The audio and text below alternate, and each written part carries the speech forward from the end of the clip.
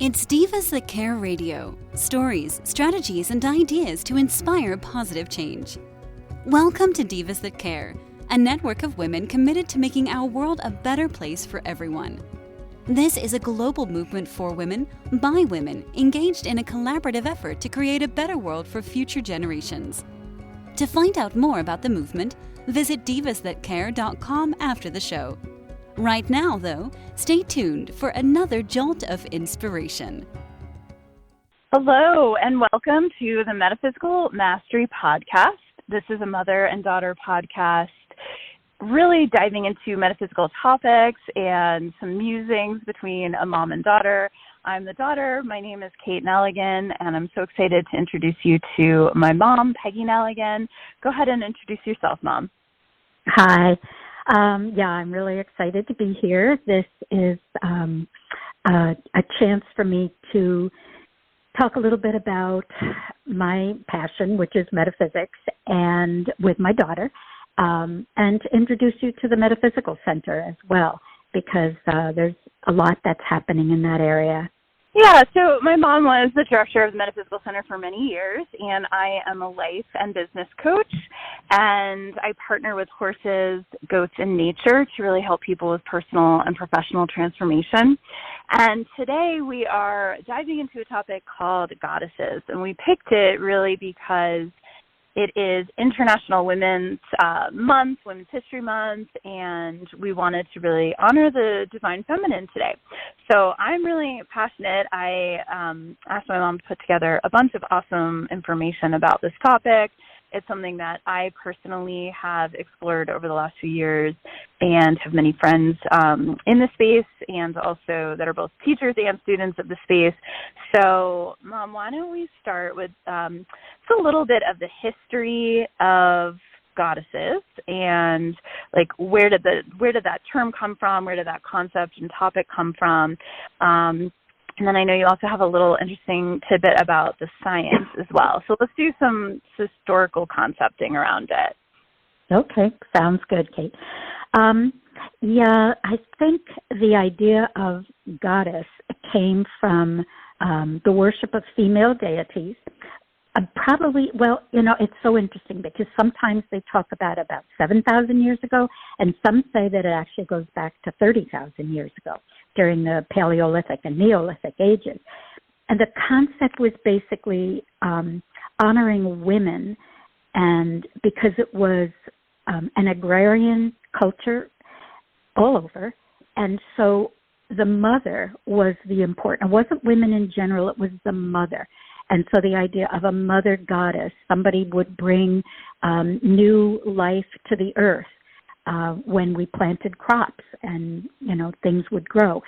So they were honoring that concept of the feminine, but it was basically the mother feminine that was being honored in an agrarian type of society. So what's interesting about this area, this time period that I was researching, that very often they refer to it as a matrilineal society where things were passed from mother to daughter rather than, as we have been used to for the last several thousand years, of a patrilineal society, of societies where things are passed from the father to the son. Now, there are still some, but very, very few matrilineal societies. But in the past, as I said, thousands of years ago, this was more common. What is fascinating is the discussion or argument, whatever you want to call it, between what was considered a matriarchy versus the patriarchy. Now, that word has more to do with the power, the way the society or the culture was governed, whether it was governed by men or governed by women. Not so much just the passing down of assets and name and so forth. And there's, as I said, there's a little bit of a discussion here because a lot of times there's a disagreement that it was a matriarchy, that it was really an egalitarian society where both men and women ruled. Men had roles, women had roles, but it was ruled equally. And there are others disagree with it and say, no, it was definitely matriarchy in the sense that the women were in charge. And, of course, there were cultures like that. We've heard of the Amazon women. Their society was ruled both governmentally and socially by women. And so there probably is some information we still have to find out about this historically, archaeologically, anthropologically, whatever, that we don't know for sure yet. But we do know, because of the many, many Venus statues, or what they label Venus statues, that have been found throughout the world, that the female, the feminine, was honored in some way. And so this idea of the goddess being the feminine ruler, God, whatever you want to call, creator of the universe. But there's so much, it's fascinating when you look at the different goddesses, and every culture has them. Whether you're going back to ancient Greece and Rome, whether you're looking at religions like Buddhism and Hinduism, or whether you're talking about, societies and cultures that honor goddess today, such as in the Hawaiian culture with Pele. So I think the idea is just that the goddess or mother figure has been very, very prominent, and there's an interesting background from it metaphysically as well. So I can get into that, Kate, if you're interested. Yeah, well, I think what's interesting is that this topic's important because if you look at the United States, we haven't even had a female president, right, in our history. We use the word history instead of herstory. I like to use history and herstory. God is such a masculine concept in Christian religion, and I love when people say, dear God, dear goddess, or, our master's program that we both attended in spiritual psychology said, Mother, Father, God, right? Like that was our prayer when we opened up class and called in the light. And it's also important to remember that the masculine and the feminine is in all of us, and also that there's healthy feminine and unhealthy feminine, and healthy masculine and unhealthy masculine. And I've been thinking about that a lot, even just this week, that how those dynamics play out. But yeah, I think it's interesting because in history it's been one or the other.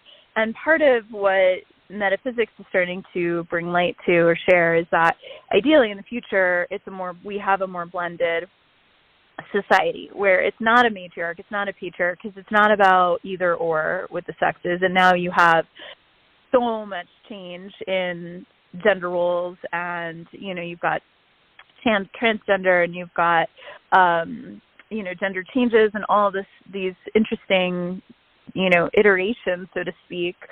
So I think a lot's changing, and we're eventually going to be a society that's more balanced. Isn't that correct? Most likely. Absolutely. There, many years ago, I don't know, 20 years ago, 25 years ago, there was actually a Catholic priest, Pierre Desjardins, who talked about a concept in religion that God, whatever source, creator word you want to use, actually was evolving to a place, instead of calling it the alpha, the beginning, the source, we're really moving more toward the omega, since the God, goddess, creator, was alpha and omega. And the alpha was the beginning, and we are now moving toward an omega, I don't want to say time, but a period where this is going to happen. We are going to become a more androgynous society rather than, as you said, either or. The expression that I have used and love to use is both and. It is, we already right now have both genders as part of us, as the religion of Taoism talks about it in terms of yin-yang. But when you look at it scientifically, if you really go back to the idea of how the atom is formed, atoms are made up of protons and neutrons. And it's we assign, even scientists assign the word feminine and masculine to those protons and neutrons with neutrons. The masculine is, not neutrons, electrons. Masculine is the protons and the feminine is the electrons. They dance around each other, and it's only when they combine that something called ionization takes place, and that's where the formation of the new atoms comes from. So it's the creative process that occurs with both the feminine and the masculine, and that is true in every aspect of creation as well. It's so interesting you just said like when you said ionization, like what I heard for the first time was, like, that's why I love the beach so much, because you've got the sun, which is often this, like, thought about as masculine energy. The moon is feminine. I mean, you've got the sun, and then you've got, like, the ocean, which I think of water as often, representing the feminine at times, very go with the flow, the depths, the emotions, all that. So it's interesting because when you sit at the beach, you get the ionization, right, you get all that natural ions of the water, and it's so healing to be on the sand. Mm-hmm. So it's why so many people travel to exotic locations. But I feel when I lay on the beach, to me, that's the most goddess energy. That's the fastest way for me to get into goddess energy. When I horseback ride is another one, but I find that there's really something in that. So that's interesting. That clicked for me for the first time. I'm like, oh yeah, that's a good one. Yeah. But ultimately, I think that what I find interesting is that so much of our pop culture, like, we don't really think about the goddess very often in day-to-day life, but you have films like Wonder Woman or Captain Marvel that started to show, like, the female power, but often it's they're still battling things, right, and they're still in this fight, and it's been interesting because even our culture has shown a lot of movies that really still feature women as strong and powerful, but still in that, like, battle energy rather than the very sort of softer, supportive, quiet, nurturing, yeah. Right. And I just think it's so interesting because the divine feminine hasn't really been honored is a word, but it's, supported, exalted, because people don't, in our 3D world, always value this, like, stillness and this quiet and the void and, like, this space that we get to in meditation, or just closing our eyes and breathing and doing nothing but being, and that is really, there's so much energy. The horses bring that in a lot. I always think of horses, whether they're male or female, as feminine energies for people. I've often said, my first horse, I always said to her, I go, let's dedicate our work to the goddess. And ever since I said that to her, like, our partnership got better, our work was more powerful for people, and I can get emotional just thinking about it because I still feel that way. Like, well, we need to, I dedicate my work with the horses to the goddess, to that energy of the divine feminine, which is, like, it literally can heal and change the world if we step into that space more frequently. So anyways, I could go off on this for hours. So bring me back to the metaphysics or the thesis here. Well, what's interesting is that a lot of this, it started really in the 1800s with the suffragette movement and so forth, and then in the 1900s, in maybe the 1960s and 70s, there was a movement that actually has started on goddess spirituality. And there's something, it's actually called the goddess movement now. The Wicca religion is kind of tied into it, but it's separate from that as well. There is devotion to the sacred feminine. That's really where it comes down to. It's not a religion. It's non-centralized the way many religions are. But the basic tenet of this philosophy, I guess you could call it, is the idea of what's become more powerful now in terms of the feminine movement with the Me Too movement and so on. But the divine feminine is really what is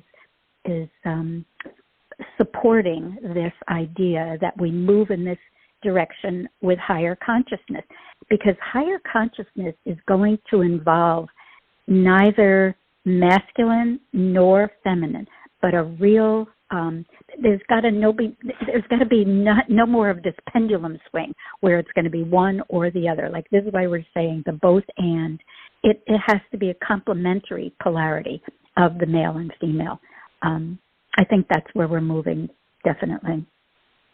We are, but for now, I feel like we still have to play with the polarity, and I coach a lot of women that are way too much in their masculine, and I was as well for a long time because of corporate America and the 3D, like, hustle bustle world, and I still have to, like actively move out of it. One of the things I always suggest is, like, can you take a salt bath before you go out in the evening so you can be in the polarity and be in your feminine, because I personally don't believe that men want a bunch of, like, very masculine women around them. So, you know, it's like we're not in congruency or alignment, right? But ultimately, there's different archetypes of the feminine. And, you know, you have, like, the maiden, the mother, crone, the nurturer, and the sage. So can we dive in a little bit to these? And then let's, like, highlight a goddess that we may know about that kind of fits into each of these kind of areas. And a lot of this is based on age stages of, like, life, too, when we go through things. But you even like to talk about this podcast is, like, us representing, you know, different age, like, these different archetypes in the mother-daughter connection too. Absolutely. Yeah. I was really interested as I was doing the research for this. I think a lot of what those Venus statues represented, as I said, it was really the mother goddess, the idea of, you know, bringing the new life in. But the concept that really goes across all cultures is something that's often referred to as the triple goddess. And that's what you mentioned, the maiden, mother, crone, or virgin, nurturer, sage, whatever words you want to use for it. It's really, there are the three stages that we all go through as we go through our life. And so when you look at your own life, we change, our behaviors change at different points based on what we're doing. So you can look at your own life and say, you know, okay, you are still at the maiden stage, and I'm probably moved more into the crone stage, honestly. I'm more at this stage. But the thing is that there's a part of all of us that is always the sage. It's just that ages, we move separate. We go from one to the other. But as far as what's happening in our life, there's a part of me, I'm hoping I will never lose that maiden aspect of a goddess, you know, because that is the playful spirit, you know, excitement and energy. I may not be as youthful as I once was, but that, on the other hand, there's you who is probably at the sage. There's certainly an aspect of you who is the sage aspect of the goddess, has a lot of wisdom, is always looking for change and transformation. Those are qualities of the wise woman. So, you know, you can look at the triple goddess down, like, because you jumped a little bit. The maiden is a child or a young woman, right? Representing independence and strength. So what age stage does that usually go through, would you say? Well, it can be up to a young woman, you know. I mean, it depends. Maiden usually means unmarried. So, but that is not necessarily the truth. It's just, it's the if you look at representing independence and strength, where does that occur in your life? So and what goddess fits in this maiden aspect, would you say? Which goddess in which culture? Yeah. Well, what, like, the one that comes to mind? Okay. If you look at the Greeks, I think people are probably the most comfortable with the Greek myths because we all had to study them at some point in school.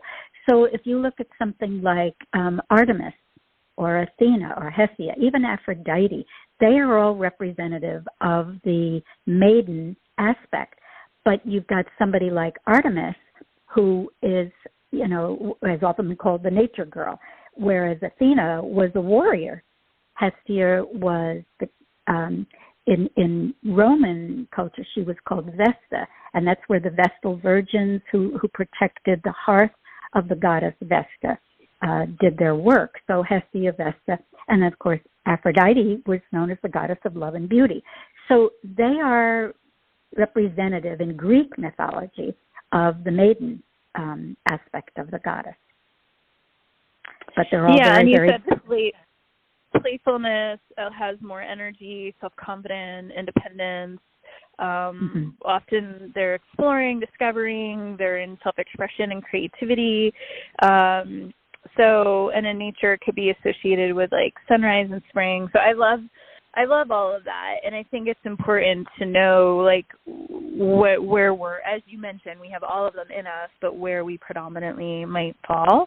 Would you feel like Pele would fit into this as well? She is the Hawaiian goddess of fire, and she uses the volcanoes to create and recreate Hawaii. The lava each time. She's the goddess of that. So she is the goddess of creativity and protection, which, again, that could be considered a maiden goddess because she's certainly creating and doing things, but she's also protecting, which is a mother goddess type of behavior. So it's hard to say where she would fall, to be honest with you. Well, and the mother is the more mature woman who cares for and nurtures those around her, whether it's through in her home or volunteering or career, and is associated with that nurturing responsibility and adulthood. And so I think of Mother Mary. And it's interesting because Mary Magdalene, I often think of as goddess energy, but I would put her in maiden, and then Mother Mary is obviously in this mother space. And it's, having been an atheist and being in what I'd call like a Christian household, so to speak, right? Because you and Dad were raised very Christian. The Mother Mary figure was something that I didn't identify with really at all, but I knew about. And then it was funny because I remember I went to church with an ex-once, and there were so many Mother Mary statues, and I didn't connect until literally, it's interesting because we're going to merge Pele and Mother Mary here. I was camping in Tahoe, and in the fire, I was just staring into the fire, and I've never really shared the story. I'm surprised I'm sharing it right now, but I saw the figure of Mother Mary come up through the fire, and I was like, oh my goodness, what just happened? And it was very intense and very beautiful, and I felt very protected and very nurtured and seen. And so ever since then, I've been much more connected to that goddess energy, and I feel like she comes in a lot, too, for my clients, especially ones that I work a lot with, single moms or women who are going through divorce. And I find that, she's always there as a support system, regardless of what culture or religion you grew up with, right? Right. Yeah, and, I think the idea of she is often, by the way, also compared with in the Tibetan Buddhist religion with Tara. They often, when they're doing a comparison of, different belief systems, they'll look at Tara, who is Tibetan Buddhist, as well as a Hindu deity. They compare her with Kuan Yin, who is a Chinese bodhisattva, and with Mother Mary in Christianity. So I think the concept is, as you said, the mother concept, whether you call her Mary or Kuan Yin or Tara or whatever. And I think for so many cultures across the earth, I think the idea of Gaia or Mother Earth, each myth will talk about it separately. Like in Greek, you've got Demeter and Persephone, the mother-daughter, involved with the underworld and the earth. But Gaia, the mother goddess overall, our own Mother Earth, is really, when they talk about the triple goddess, that's often what's revered. And I do believe that may have been what they were thinking of when they made those Venus statues, is really, whether it was called Gaia or a specific goddess or whatever, I think that idea of the mother, the protector of all and the nurturer and creator of all as well. Yeah.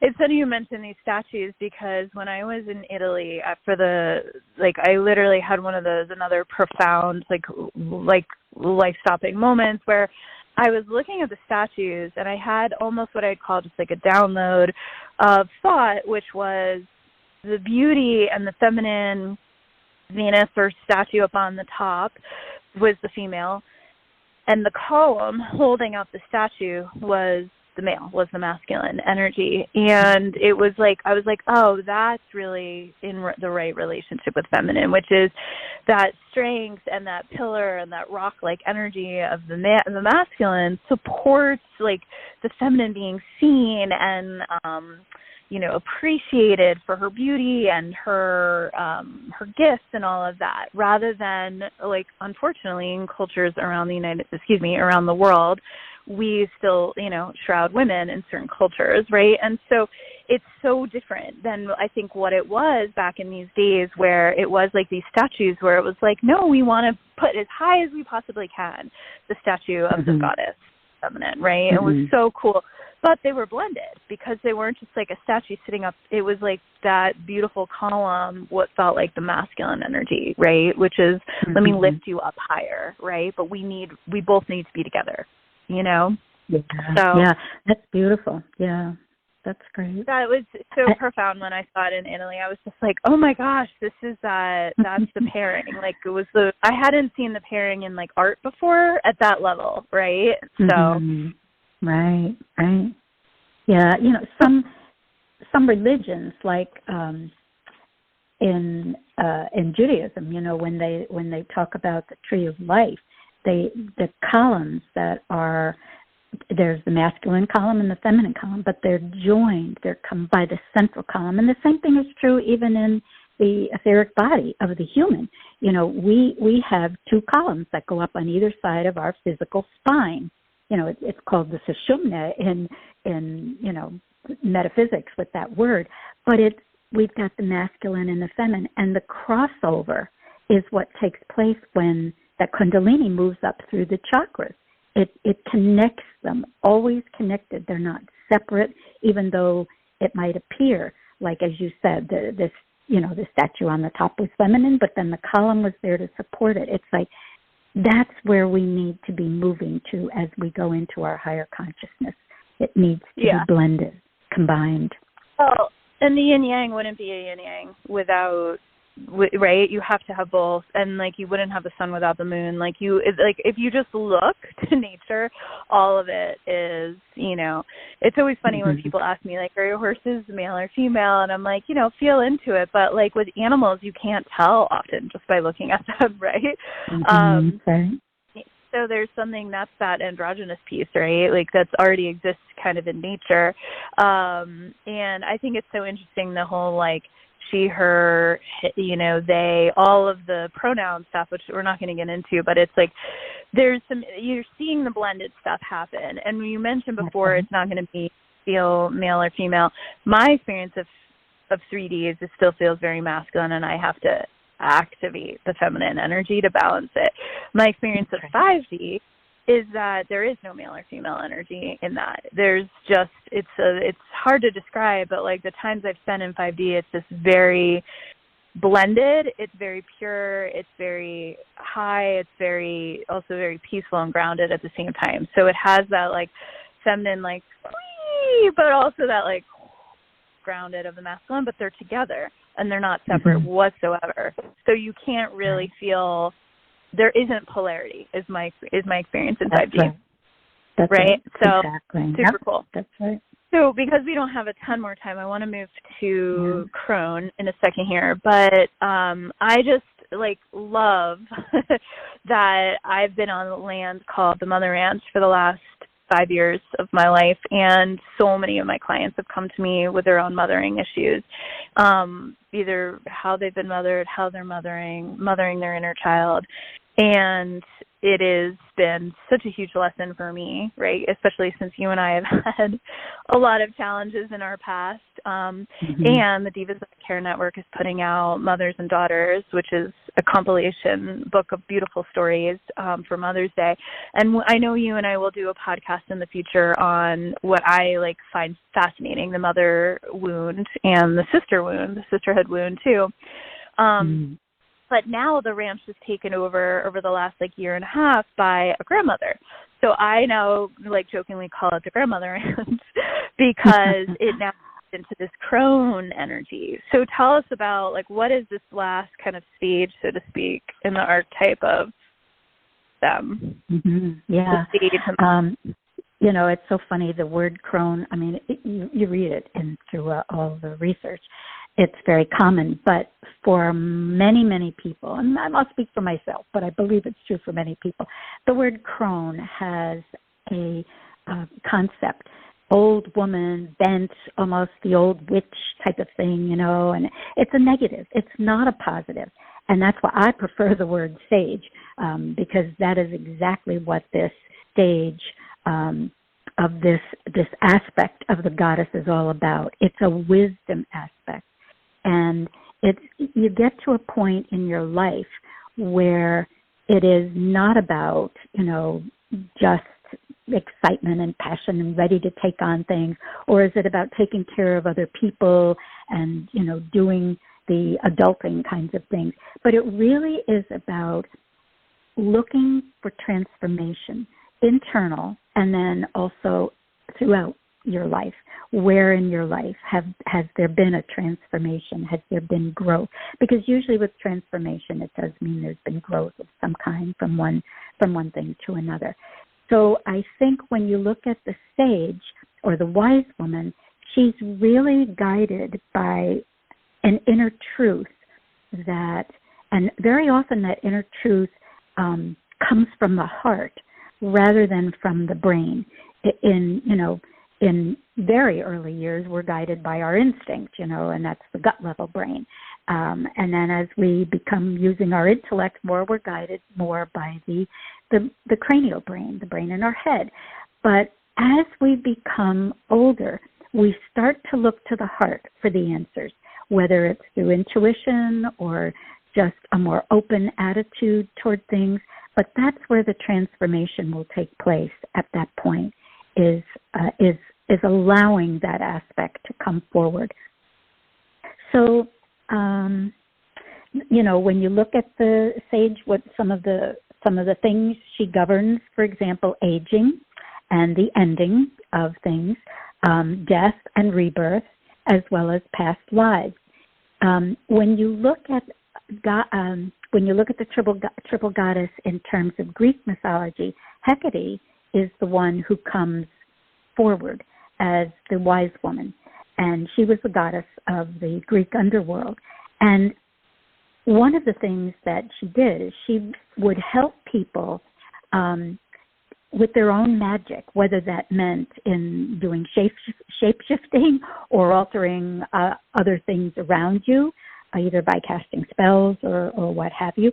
But she is known as the person to assist with visions or making prophecy in some kind of guidance, but most especially through transformation.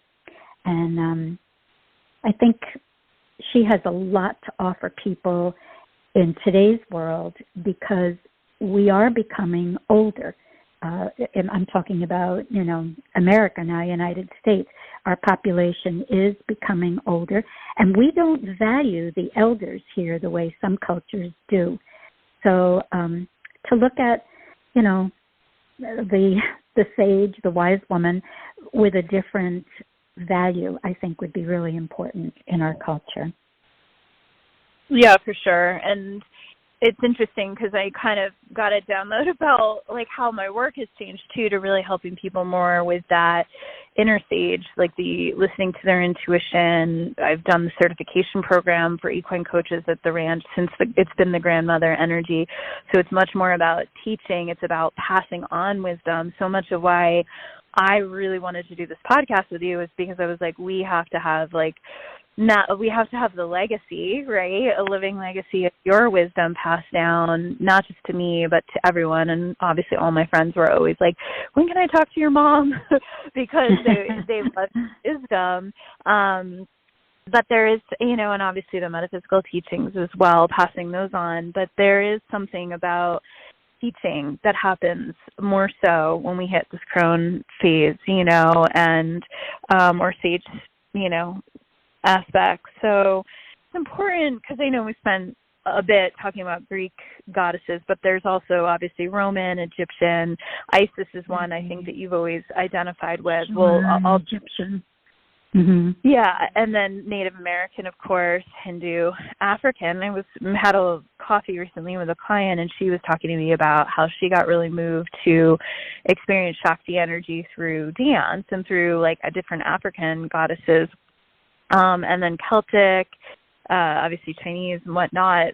And I did a workshop once for Goddess Epona at the ranch to really honor her and bring her story to light. And Epona is one of the major words in the equine coaching world. There's Equus, Epona, equine. But Epona is a whole group of practitioners that really honor that goddess energy, the goddess of horses. But you mentioned the earliest goddess in written evidence is a Sumerian goddess of love, fertility, and war. And do you want to talk about her? Because I know you just got a book about her. Yeah, I did. They just had a conversation, with the author. Her name is Shana Zalazo, and it really was fascinating because what it brought up for me and why this whole podcast is really so powerful, you can look at the myths, and anybody who's interested in this will now probably go out and check out some of the myths. Look at the mythology, but the mythology also brings you to a point of, so you're looking at the myth of the goddess, and then it brings you to a point where it becomes personal. And so you look at your individual psychology and you want to find out, how is this applying to me? Where is this? How does this show up in my life? And I think you said it right in the beginning.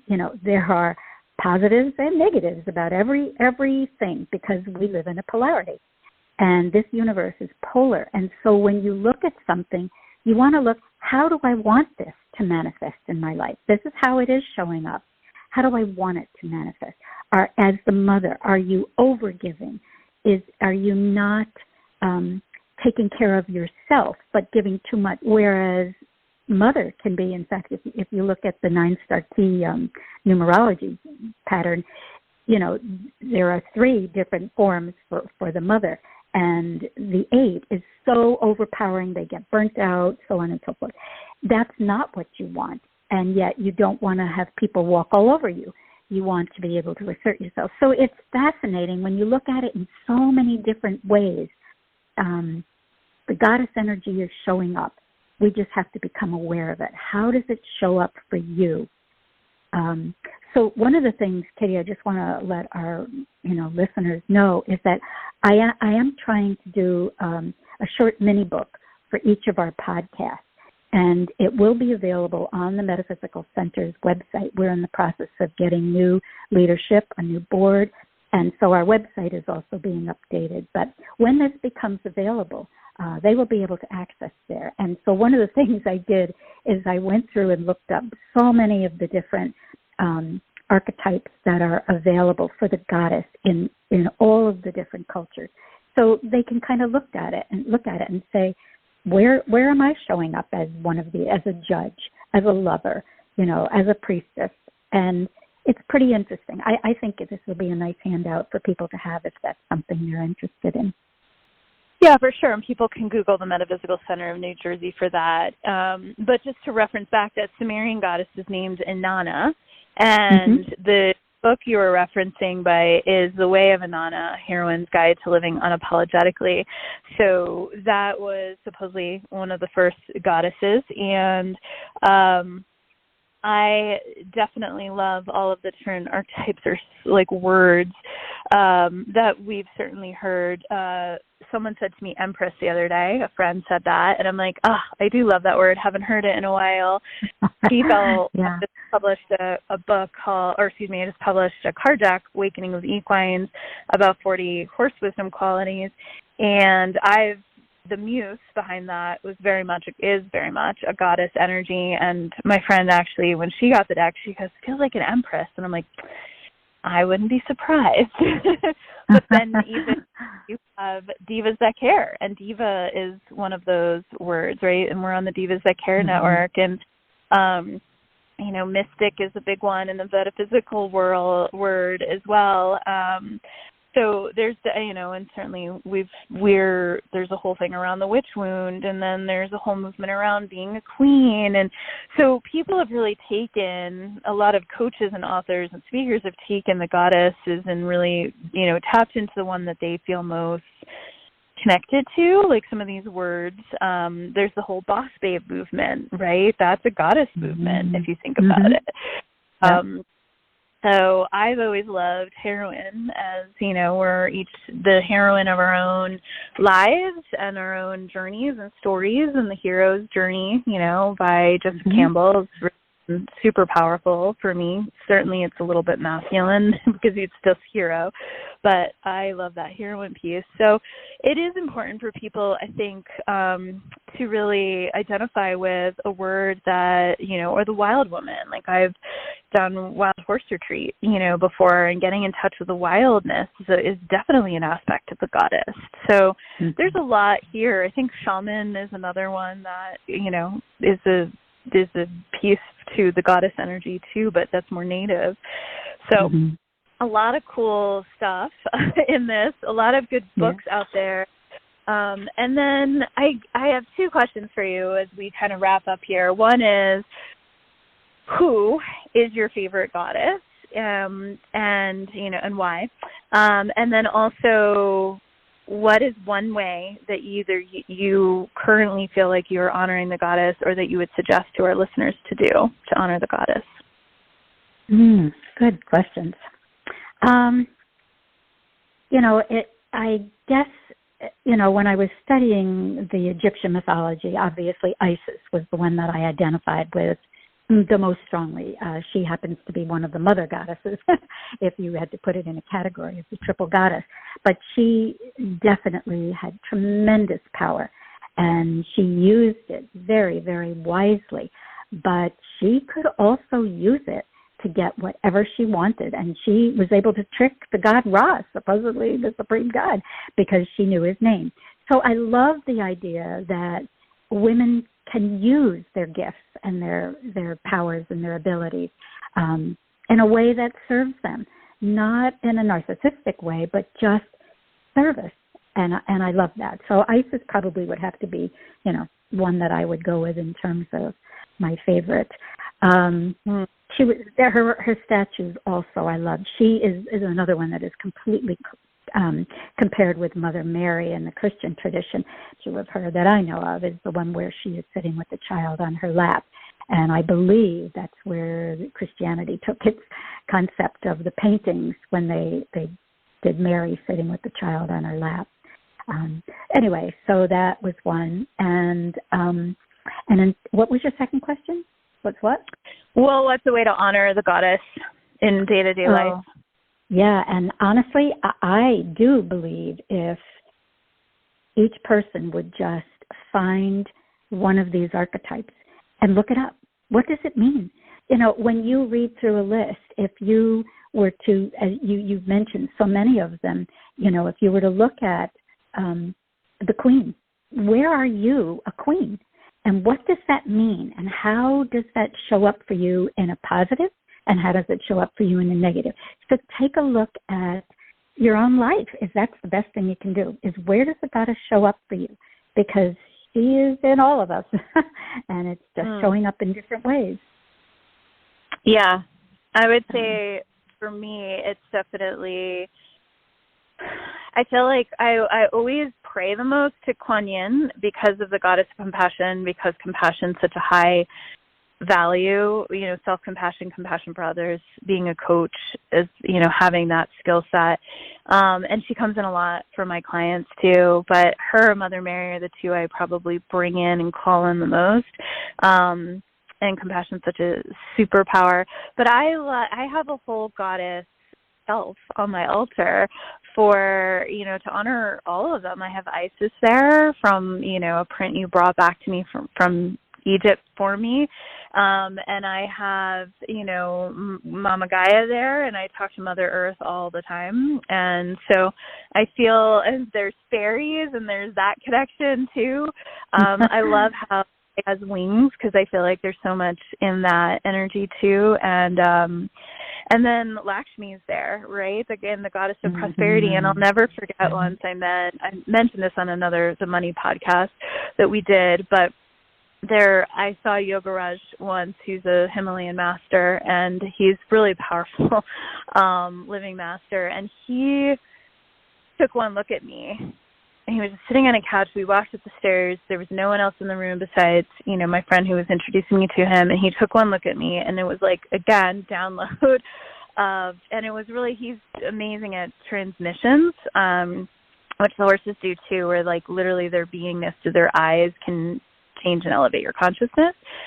So he just said to me, the goddess is prosperity. And I was like, whew, my whole body just like flew open. And I really got that like money is a huge birthright as a woman, and money in the prosperity energy, the feeling like of like feeling rich and feeling luxurious and feeling comfortable and feeling well cared for and receiving, and all of those things we talked about in the Money podcast.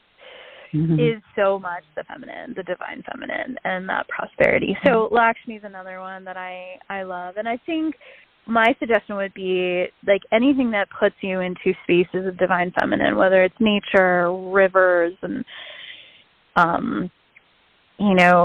just like comfortable, like putting a comfortable blanket on you in the winter, right? And just like slowing down your breathing and closing your eyes and being willing to go within. And then calling in a goddess and seeing how, she may show up for you when she starts working with you. They want us to talk to them the way we haven't done an archangel one, I don't think, but the archangels want us to talk to them. The masters want us to talk to them. One of my favorite card decks is the Ascended Masters deck by Doreen Virtue. So, a lot of the goddesses are in that deck, and I pull them frequently and talk with them. So I think it's just like what I said in our intuition podcast too. Start having a conversation with them.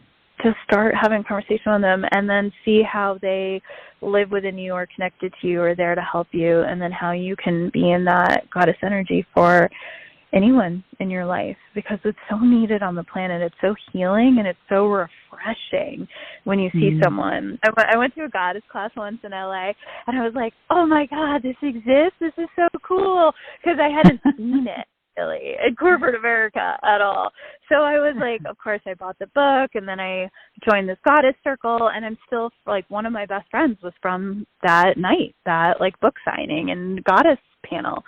So there's so much there as women if we open up to it, and for men as well, like for men to realize that this is a powerful like honoring, and that they will actually feel more in their masculine when they honor the goddess and the feminine. They're going to feel good about it. So, okay, I could go on, but let's stop I know. here. Any final sharings on this? Any final sharings on this topic for you? Oh, gosh. I think what you just said wrapped it up so beautifully, Katie. I would love to leave it at that if you don't mind. I mean, I think that's what we are just being asked to do, is just go inside and find out where this energy lives and how we can bring it forth in our lives. Yeah. Yeah.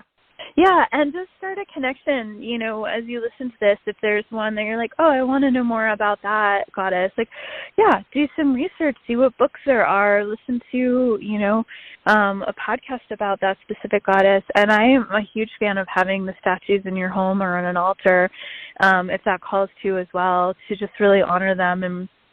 And then they're right there for us as soon as that energy is right there for us, as soon as we open up and connect to them and pray to them. So I'm just so glad we did this, and I love, me too. love this topic. There's so much more that I want to study personally in this whole realm, and at the same time, I feel like, how am I just studying this over the last couple of years when now we're going to move to, like, you know, a more blended society? But still, we need to know more about the goddess. That's why I'm glad we did this. So thank you for sharing, Mom, and doing all the research, and definitely the Metaphysical Center will have more on all of this in the future. So for our listeners, definitely join in for our next podcast, and, you know, stay tuned on the Mothers and Daughters book from Divas That Care. There's also, speaking of empowering other goddesses, there's amazing women doing podcasts through the Divas That Care network as well. And please check them out and listen to them, and support the sisterhood and the motherhood and all of that, both within yourself and within each other. So huge thank you to Divas That Care as well. And thanks so much, Mom. Appreciate you doing this with me today. Absolutely. Loved every bit of it, Kate. Thanks for listening, everyone. Thanks for listening. This show was brought to you by Divas That Care. Connect with us on Facebook, on Instagram, and of course on divasthatcare.com, where you can subscribe to our newsletter so you don't miss a thing.